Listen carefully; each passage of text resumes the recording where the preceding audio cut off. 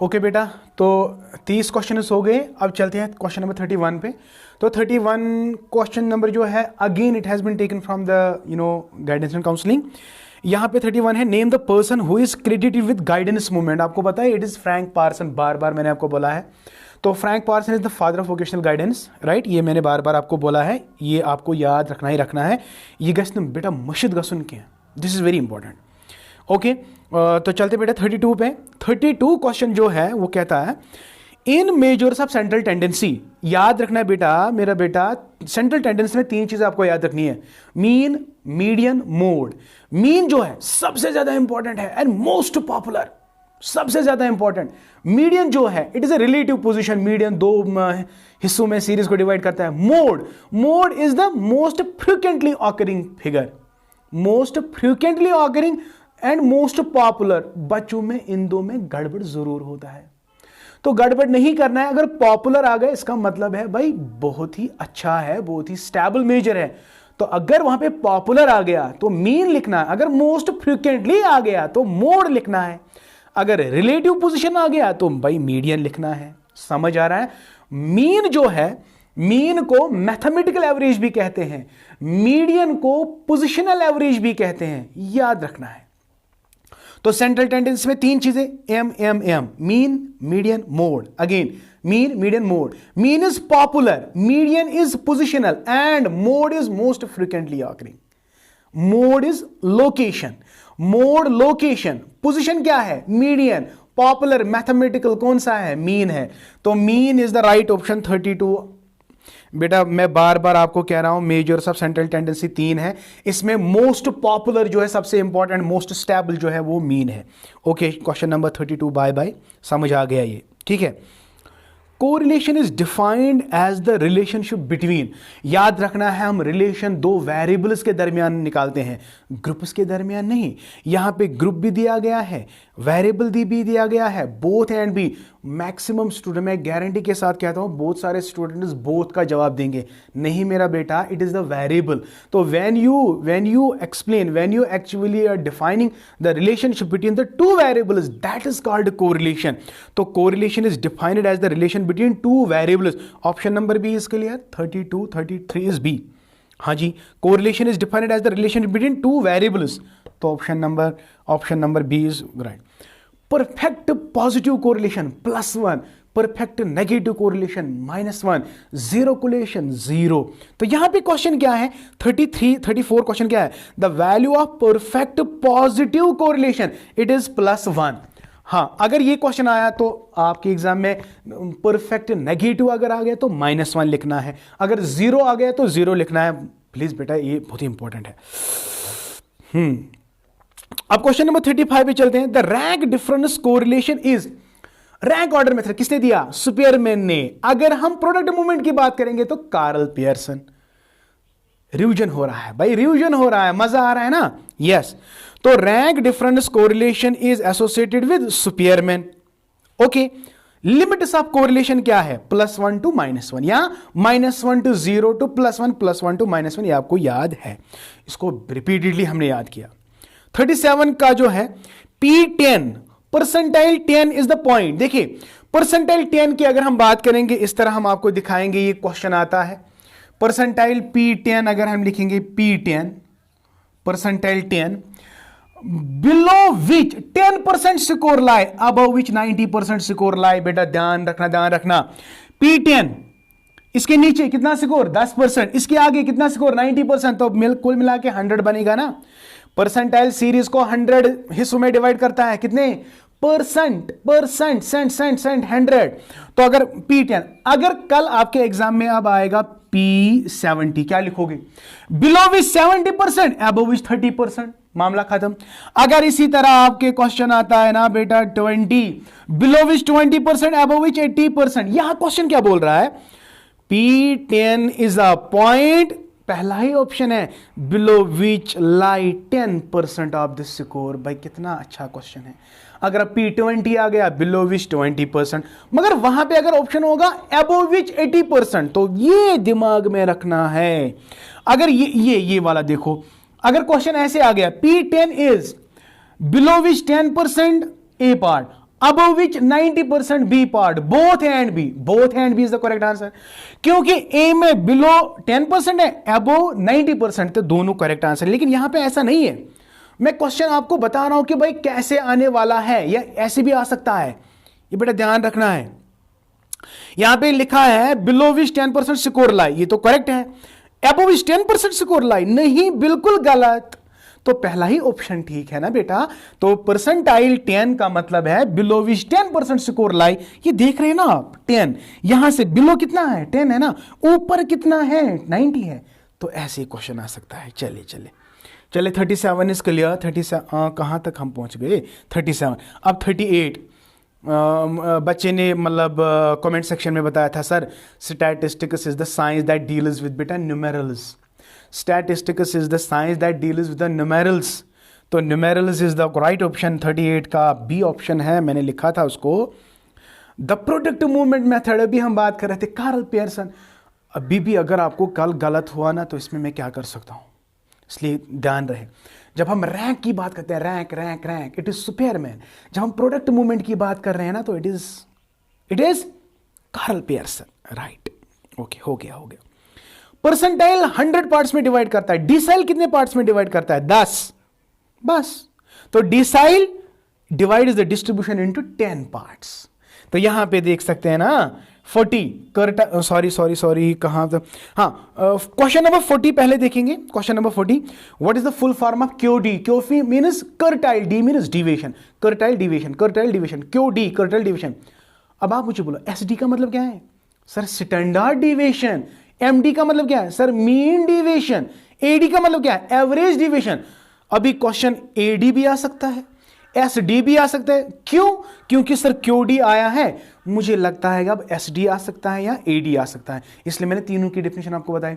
AD average deviation, SD standard deviation. याद रखना बेटा. और एक पॉइंट में मेरे जहन में आ गया, जिस तरह मैंने कहा सेंट्रल टेंडेंसी में mean is the important figure, इसी तरह मेजर ऑफ डिस्पर्शन में it is the standard deviation that is most popular.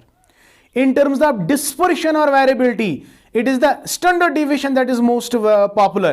And in terms of central tendency, it is the mean that is most popular. Mind it, remember it, don't forget. Okay. Now, decile, question number 41 पे जल्दी से आ जाओ. Decile divides the distribution into decile.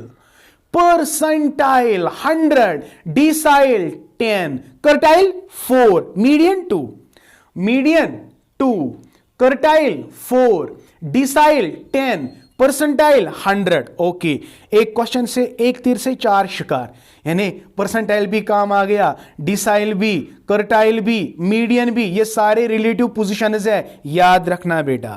Okay, find the mean from the following series. Mean कैसे निकालते हैं, score दिया गया है 4, दिया है 5, 6, 7, 8, 9, 10. अब इसका भाई मीन निकालना है, कैसे करेंगे, sum of the individual score divide by total number of score. मैंने इंडिविजुअल स्कोर लिया, इनको प्लस किया तो कितने हैं, 7 है. इनका प्लस करने के बाद मेरा 49 आता है, डिवाइड बाय 7 करेंगे, 7 1 जा 7 7 जा 49. मुझे उम्मीद है कि बेटा आपको समझ आ गया. बहुत सारे बच्चों को मैथमेटिकल की प्रॉब्लम होती है, आई कैन अंडरस्टैंड, बट इतनी तो प्रॉब्लम नहीं है ना. ये दूसरी जमात का क्वेश्चन है ना बेटा, तो इतना तो आप कर सकते हो. मेथड जो है एज थी, अगर ये का क्वेश्चन ना हो, अगर ऐसे क्वेश्चन आ गए तो पहले सम करो कितना है, तो डिवाइड बाय वो करो, तो आपका option number A 7 is the right answer. 42. Okay, अगर एक्स वेरिएबल इंक्रीज हो गया लेकिन दूसरा वेरिएबल डिक्रीज हुआ, ये अपोजिट डायरेक्शन में आ रहे हैं कि सेम डायरेक्शन में, अपोजिट में, तो नेगेटिव कोरिलेशन. अगर x इंक्रीज होगा y भी इंक्रीज होगा तो क्या है सर, पॉजिटिव.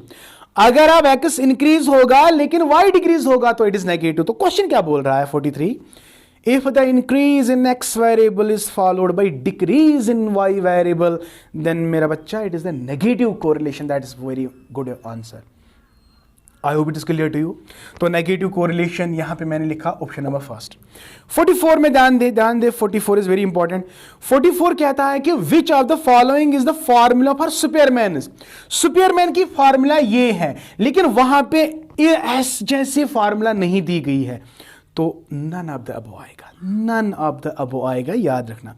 कार्ल पियर्सन की फार्मूला जो है summation x y divide by under root of summation x square into summation y square, ये कार्ल पियर्सन की है, लेकिन ये वाली फार्मूला तो यहां पे नहीं है, तो इसलिए बेटा नन ऑफ द, ये सुपरमैन, ये वाली सुपरमैन की है।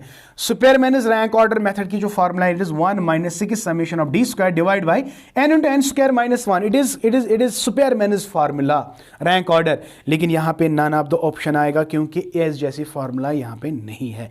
तो question number 44, it is the D option that is the correct answer. तो by this 45 question is clear, 45 is clear. Now coming to 44 is clear, हाँ 45। अभी 45 का क्वेश्चन जो है अगेन ये लिया गया है गाइडेंस एंड काउंसलिंग से, पता नहीं इन्होंने क्या किया है। A person faces a problem of anxiety, anxiety is a personal problem, तो what type of guidance you need, personal guidance, तो यहाँ मैंने लिखा पर्सनल गाइडेंस। तो 45 में बेटा जी आपका आंसर है personal guide. It is not educational also, vocational also, no, किसी ने यहाँ पे ऑल ऑफ द अबव लिखा है, but anxiety it is related emotion disturbance etcetera, तो इट इज़ पर्सनल यार, तो personal guidance is the right option. So by this we have clear the 45 question. Now coming to the next 15 questions. Okay beta, here is the last part of the question. Now from 46 onwards to 60 question. आप आराम से देख सकते हैं 46 का question क्या है। TLC was first started in which state? पता नहीं है, इन्होंने अडल्ट एजुकेशन का और एक क्वेश्चन लाया है, आई डोंट नो। तो याद रखना है बेटा, जब ये TLC का टोटल लिटरेसी कैंपेन का जो इनिशिएशन किया गया था, आगाज़ किया गया था, वो एक्चुअली केरला में किया गया था। केरला में एक डिस्ट्रिक्ट का नाम है दैट्स कॉल्ड एर्नाकुलम। अगर इस वाले पेपर में केरला आया तो याद रखना है आपका डिस्ट्रिक्ट पूछा जाएगा। Ernakulam is the district that is in the Kerala, right. So TLC was first started in the Kerala state and the district was Ernakulam. Okay. 47, right of children to free and compulsory education. It is as per the 2009 year. 2009 year is the right of education to free and compulsory education. 48 question में आते हैं। What is the literacy rate of J&K as per census? ये तो सबको पता है, it is 67.16. Okay, special school is a typical example of, special school हमेशा याद रखना, it is an integrated programme. Special school is not an individualised, no, it is an integrated programme. So 49 का A ही part है, integrated setting. Okay, now coming to the next question that is, हाँ my dear, gifted child is one who is above average, right. ये above average होता है। It has a high commitment task, ये भी clear है। It has high creativity, वो भी सही है। तो all of the above is the right option. तो all of the above is the right option. 51 पे आते हैं। IQ score indicates giftedness, giftedness का IQ स्कोर हमेशा 130 के अबव होता है, तो इट इज अबव 130, तो डी ऑप्शन इज क्लियर। तो किसी बच्चे ने यहाँ पे लिखा है अबव 100, तो ये above 100 is not right option, it is the above 130 is the gifted child, right. तो नंबर 52 में, education meant for exceptional children is, exceptional children के लिए जो एजुकेशन होती है that is called special education, ये तो सबको पता है, इट इज स्पेशल एजुकेशन। 53 पे आते हैं। Exceptional children are physically exceptional, psychologically exceptional, both, exactly they are both physically handicapped, psychologically handicapped, ये तो ऑलरेडी हमने पढ़ा है। तो 54 में सॉरी बोथ, 53 का बोथ है। एंड 54 अगर हम देखेंगे, special education is related to disabled person, ये भी तो पता है। 54 में एजुकेशन प्रोग्राम फॉर डिसेबल्ड, तो स्पेशल स्कूल किन के लिए बनाया जाता है, जो डिसेबल्ड है, मेंटली रिटार्डेड है, फिजिकली हैंडीकैप्ड है, तो उनके लिए स्पेशल स्कूल बनाते हैं। तो coming to the next one, 55, mental retardation is, तो ऑप्शन नंबर पहला ये, it can be reversed by an intensive programme. अगर किसी बच्चे में मेंटली रिटार्डेड है तो we can reverse that process by giving such type of programmes in the early childhood. तो अर्ली स्टेज में हम इनको ऐसे प्रोग्राम्स देंगे जिनका इनका मेंटल लेवल फिर से रिवर्स किया जा सकता है। तो 55 में ऑप्शन नंबर 1 इज क्लियर। 56 में, mental retardation is referred as intellectual disability, में बार बार सब लेवल एवरेज, सो वो मैंने तो it is also called intellectual disability when your intellectual, when your mind is disable, you can not think properly etcetera, ये तो आपको पता ही है। तो 56 का बेटा यहाँ पे intellectual disability, C option is clear. तो 57 में which article of Indian constitution is related to education as a fundamental right? 21A, ये किसको पता नहीं होगा? You as an educational student you must remember the article 21A is the article of Indian constitution which is related to the fundamental right of education, it is 21A। तो 58 पे चलते हैं बेटा, which of the following is not an element of inclusive education? देखो inclusive education में diversity भी होती है, जीरो रिजेक्शन भी होती है, कोलैबोरेशन भी होती है, लेकिन बेटा स्पेशल क्लास प्लेसमेंट नहीं होता है, बिकॉज स्पेशल क्लास प्लेसमेंट नहीं होता है किस में inclusive, includes each and everything, वहां पे आपको सेपरेट क्लासेस नहीं दिया जाता है, तो it is not the element. Zero reaction, किसी को रिजेक्ट नहीं किया जाता है। रिगार्ड फॉर डाइवर्सिटी, हाँ there is classroom is always having diversity, and another is 59 delinquency refers to antisocial behavior, ये बार बार हम कह रहे हैं, लेकिन अगर यही एंटी सोशल बिहेवियर अब 15 साल के बच्चे ने दिखाया, यानी नाबालिग जिसको हम बोलते हैं, उसको हम कहते हैं जुवेनाइल डेलिंक्वेंसी। अगर किसी अगर कोई अडल्ट एंटी सोशल बिहेवियर दिखाए उसको कहेंगे डेलिंक्वेंट, लेकिन अगर ये डेलिंक्वेंसी किसी नादान बच्चे ने दिखाई, फॉर एग्जाम्पल बिलो 15 एज, उसको हम कहते हैं जुवेनाइल डेलिंक्वेंसी। तो option C is clear, 60 question का जुवेनाइल डेलिंक्वेंट है। तो this is all about my dear the explanation of both the papers. मुझे उम्मीद है बेटा आपको सब समझ आ गया। तो जितना हो सके इन 2 दिनों में इन ही वीडियोस को, ये 5-6 वीडियोस हैं, इन वीडियोस को ज़्यादा देखने की कोशिश करो। ये सारा दिमाग में, ये मतलब सारे सिलेबस आना चाहिए। एंड आई गारंटी यू बेटा, अभी मैंने एक और वीडियो में कहा था कि you are going to rock the education paper. In fact all papers को आप रॉक करोगे, एंड स्पेशली मेरे पेपर को तो आप ज़्यादा ही रॉक करोगे, बिकॉज आपने अच्छे से पढ़ा, और आई होप कि मैंने भी इसको अच्छे से पढ़ाया। ठीक है, my best wishes, I already told you, millions and trillions of best wishes with you. May Allah succeed you in each and every step of your life. Thank you. May Allah bless you and keep always learning. And once again, better don't take tension, please. Examination में tension नहीं लेना है. I wish you all the best.